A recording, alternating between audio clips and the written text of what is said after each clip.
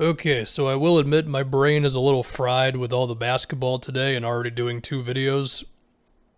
But it seems like the gist of this Nuggets Blazers game to me was the Nuggets were just a little disappointing with defending Dame. To me, I mean, I was expecting a lot of trapping, and there was some, sure, some that led to mellow buckets.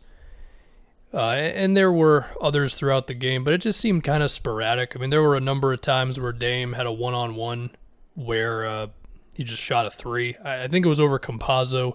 He had a couple of handoff plays with Nurkic where the big did not step up, and those led to threes. He had one pick and roll where Jokic didn't step up that led to an open three.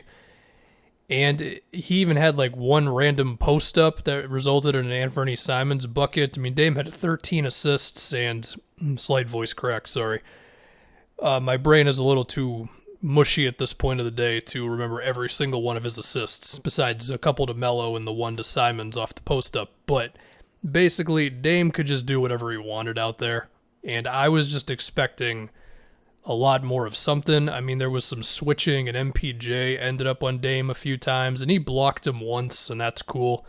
But if that's the most you're going to hope for, I don't know if that's going to be it. I think it's got to be some trapping. I also wanted to see how much of Aaron Gordon would be on Dame, and I don't think it happened that often. I mean, Aaron Gordon spent a decent amount of time like on Covington or whatever, and that could just be a little bit of a waste of Gordon's talents defensively, of course. So that's the first thing with me is just simply you got to make Dame more uncomfortable. I mean, whenever we've seen the Blazers flame out in the playoffs, it's always been because teams loaded up like crazy on Dame, you know? Or he got hurt against the Lakers, but nobody was expecting them to beat the Lakers in that series anyway. So that's kind of the gist to me with slowing down the Blazers. Besides that, I did talk about the potential of a mellow game, and well, we got one in game one. Some of it was just catch and shoot, some of it was contested threes. I also want to point out that one step back three that Dame had in the corner where he picked the ball up off the floor. I think Compazzo dropped it or whatever. That one was just kind of nuts. So yeah, if we think about the Nuggets offense, it was a little weird because it didn't seem like the normal read and react, give and go, million handoff plays, million creative screens Nuggets offense. And I think a lot of that was because they were playing Jokic in single coverage for the shot. You know, it was Nurkic on him, it was Cantor, and they just played him one-on-one, and it resulted in Jokic getting a lot of points. Some of them were pick and pop threes, some of them were just him going off the dribble. There were a couple of turnaround jumpers for Jokic, and it'll just be interesting to see how that progresses as the series goes along. I feel like there could have been more potential for cutting around the Jokic post-ups, but I imagine the overall efficiency on those was pretty good. The other thing to point out with Denver's offense, of course, was MPJ, who, some of it was just him creating out of nothing. I mean, there was a couple of transition plays where he just had it in stride and just finished through somebody. When Jokic was sitting in, I want to say it was the fourth quarter, MPJ had a couple more simple plays where he was able to just create. There was some off-ball movement where he was able to just rise up over people. And I'm expecting that to continue as the series goes along. I think MPJ's rise into suddenly an efficient 25-point scorer has been pretty crazy over the last, 2 months or whatever it may be. And I just don't know if the Blazers have a whole lot of answers for that. I mean, I think the Nuggets did some things to get him switched onto smaller guys. Like there was a couple plays where like Powell was on him and he just kind of rose up and that was that.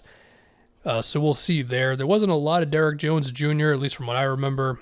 A decent amount of Covington, of course.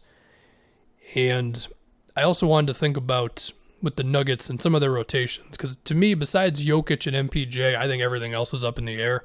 We saw some JaMychal Green and some Millsap in this game. I wouldn't be surprised if they played more as the series went along, if they felt like that was their best chance of slowing down Dame and CJ and all that. I mean, the Nuggets might have to get kind of uncomfortable with putting wing guys on the guards of the Blazers, and the idea is, yeah, you might not be able to keep up with them speed-wise, but we just have the size advantage, and if we throw extra bodies on them, that could be the way we slow them down. Because with Compazzo and Austin Rivers and Marcus Howard, I believe his name was, the rookie, they just don't have enough size to deal with these guys. I mean, look, I predicted the Nuggets to win this, and even in that video, I was like, yeah, the mismatch is if they just played Dame and CJ and Powell straight up with all these little guys, and that's what they did.